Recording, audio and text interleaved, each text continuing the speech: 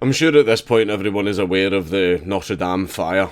It's a place that I've actually visited, and it's an absolutely stunning building. Honestly, it took my breath away standing in front of it, and it was on fire, and it was burning for 15 hours. You've probably seen the footage and seen the pictures. It was bad. It was absolutely horrendous, and there has been a lot of damage done to the building, but in the wake of it, millions pledged to rebuild cathedral. Hundreds of millions of euros have been pledged to help rebuild the Notre Dame after a devastating fire partially destroyed the French cathedral. The fire, declared fully extinguished some 15 hours after it began, ravaged the 850-year-old building's roof and caused its spire to collapse. But firefighters who worked through the night managed to save the Paris landmark's main stone structure, including its two towers. Um, that was That's the thing with these old buildings, by the way. They are a lot more sturdy than you think. I was like, there was a fire that happened in Glasgow, and it was an old church, not quite as old as the Notre Dame, but it was a very, very old church, and it burned for 3 days. It's still standing, and they managed to repair it all. Honestly, they don't build them like they used to. These buildings are really, really resilient. The cause of the fire is not yet clear. People are, obviously, there's a lot of conspiracy theories and all that stuff going around. People are saying that it's terrorism because there's been cases of churches and stuff like that being vandalised all throughout France, and obviously people are blaming it on non-Christian immigrants. But there's no indication right now at the moment that this fire was terrorism or if it was arson or anything like that. So let's not speculate and just wait and see what comes out of the report. Paris public prosecutor Remy Het said his office was favouring the theory of an accident, but had assigned 50 people to work on what he believed could be a long and complex investigation. Other officials have suggested it could be linked to extensive renovation works taking place at the cathedral. Yeah, there was lots of scaffolding and stuff like that, so that could possibly have had something to do with it. But again, we're just going to need to wait and see. For centuries, the building has been considered the heart of Catholic life in France, a site of pilgrimage for people around the world and home to many priceless religious relics. And it's true, the building itself, it's seen as extremely symbolic to Western culture. The actual building itself, Christianity throughout Europe is seen as one of the oldest examples of that. The building was a monolith, essentially, that represented Western European culture, which is why so many people are obviously upset by it. If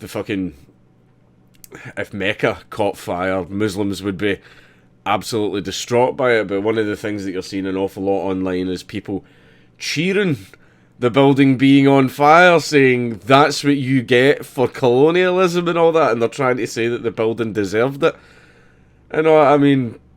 How sad do you need to be? Like, I'll admit, I make jokes about bad things happening.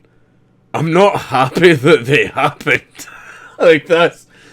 I'll make some fucking edgy jokes. Like, I didn't make any edgy jokes about this last night because I had a 12-hour Twitter ban because I called someone a fud bag. I know. But to cheer for something like this is horrendous. That's absolutely horrible. See, when such a amazing landmark for a country catches fire and nearly burns to the ground, you shouldn't be cheering it. Like, despite, how a lot of us feel about Islam and all that type of stuff, if Mecca caught fire, I wouldn't be cheering. I wouldn't be cheering, because it's a crucial piece of history. You should take every effort that you can to preserve history. But I don't understand why you would cheer it. Just because you don't like the history is irrelevant. Like, it's still history. Fuck me. Thoughts are now turning to how Notre Dame will be rebuilt. French President Emmanuel Macron vowed to reconstruct the historic building even as the fire still burned, while two French business magnates had pledged about 300 million between them by early Tuesday. They'll get the money. They will get the money. Like, pretty much every, so many people in Europe are going to put their hand in their pocket. Like, they will so easily get the money to rebuild. Offers of help with the reconstruction have also poured in from around the globe, with globe, with European Council President Donald Tusk calling on EU member states to rally round. So yeah, they will get the money. They absolutely will get the money for this. Jesus, look at the damage. What happened? Mr. Hikes told reporters that the first alert was sounded just after 1820 local time, but on inspection no fire was found. It was only after a second alert at 1843 that the blaze was discovered and firefighters were called. The flames quickly reached the roof of the cathedral, destroying the wooden interior after toppling the spire. Fears grew that the cathedral's famous towers would also be destroyed, but thankfully they weren't. It's honestly a stunning building. Like, I stood in front of it just sort of looking up, and it just makes you feel small. Honestly, it's a really stunning building. By the early hours of Tuesday, the fire was declared under control, and the Paris Fire Service saying it was fully extinguished by 10 o'clock local time.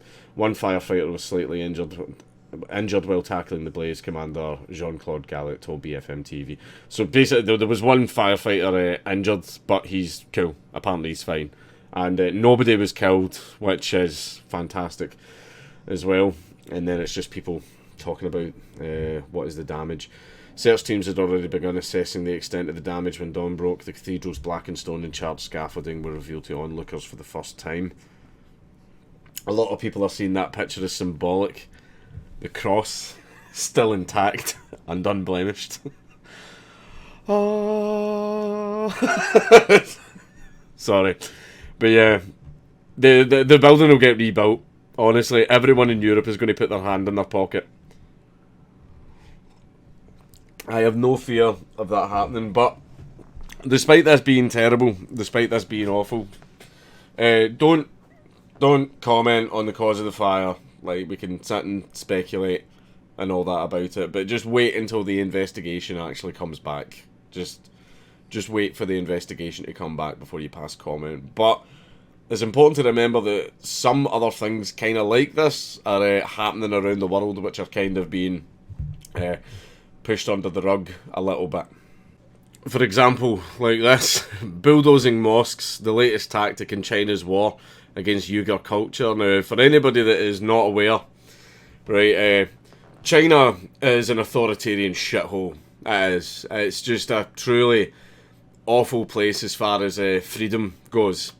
Like, they censor the internet, they jail people for speaking against the state. They've even brought in that new, was it, social credit score system where, you know, if you act in it, Black Mirror did an episode on it. Basically, if you do anything against the government or you do things the government doesn't like, it lowers your score, which means you can, if your score's too low, you can get denied certain jobs, you can get denied loans, you can get denied housing, all that type of stuff. But China literally has Muslim concentration camps. They are literally putting Muslims in concentration camps, and I honestly do not know why more news agencies aren't speaking about this. Because, I mean, the last time an authoritarian regime started putting people in concentration camps, you know, bad things happened. Bad things happened, which is why I don't know. China have done the usual. It's not concentration camps. It's re-education camps. We're re-educating them because, now, I'll admit, I see religion as a whole as a problem. The reason that we kind of have a little bit more of a focus on Islam is the other religions have evolved into modern society. Islam hasn't, and I think the primary reason for that is because the Islamic nations have remained secular. And I think that's why. I think when religion is so ingrained into the government and the government's laws itself, it is a lot harder for that religion to modernise. I believe that's just me personally. I think that's why, because basically, you know, it's very, very, very hard to change a government's laws, isn't it? Because they really like their power, don't they? But China have been like. The reason that they put them in the camps is China see Islam as a mental illness that needs to be treated. Now, I'll admit that the days of atheism arguments on YouTube are over. They are long since over. They're old hat now. But, you know, I see religion as a problem. I don't think we should be putting religious people into concentration camps. You know, I think there are much better ways to deal with the problem, like through discussion and debate, and see some of the fucking woke takes I've heard about people where basically I'm of the stance that no, we should not be putting people into concentration camps, which I find to be quite a reasonable stance. I hope you do too. But some people have turned around to me and said, yeah, but how many terrorist attacks has China had? At what fucking cost, mate? Like, it's like, yeah, okay, very few, but they have achieved that through some of the most horrific, immoral methods that have existed in the last 2 centuries. The levelling of ancient sites in Xinjiang alongside mass detention is part of an attempt to destroy an entire society. This isn't quite genocide, but it's so close. It's so close. It's just, honestly, it's just one match away from becoming a genocide. That's what I believe. 10 years ago, I started researching Islam among the Uighurs. I spent my summer travelling around Xinjiang region in western China. I took long bus journeys through the desert. For fuck's sake, why do Guardian writers need to fucking talk about all this crap?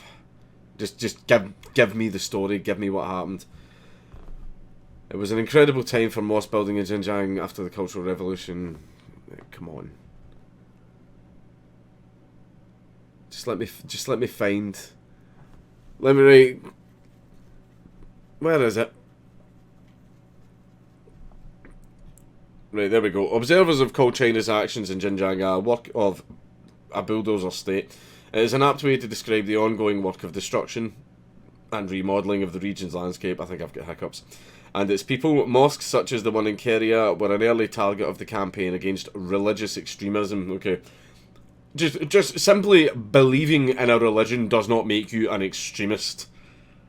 Right? But the problem is that is the way they view it in China. China just go, Uyghurs are Muslims, well, they must be extremists. Lock them all up. Bulldoze their mosques. Now, that is how you create extremists, right? If there is a certain group that is being persecuted, you're taking away their rights and destroying their culture. That's how you get extremists. That is literally fucking sugar, spice, everything nice, and chemical X. That is the recipe for creating extremists. So, I don't support or condone terrorist attacks, but obviously, you know, I would hope that would be everybody's stance, but China's fucking asking for it at this point, right? You know, I don't condone it, it shouldn't be fucking happening at all, but that's a recipe for disaster. I think China just obviously knows is at the point where its state is irredeemable in the eyes of the world. It's irredeemable. It knows it's not going to, like, I wonder how many people are migrating to China. Like, I think China knows that its reputation's fucked. Its reputation's fucked. Everybody knows that they're authoritarian scumbags, right? So they're just enacting the things they've always wanted to do, but maybe they held back on for the sake of saving a bit of their reputation. This is literally a ball hair away from genocide. It's a literal ball hair away from genocide. But as far as the Notre Dame and also mosques, leave cultural buildings alone. Leave historical buildings alone. And methods should be taken to restore them. And don't celebrate when they get destroyed. Right? You know, in fact, it's your free speech. You can do that if you want to do that, but just know you're a little bit of a dick, right? Remember, I do joke about bad things, but that doesn't mean I'm happy when bad things happen.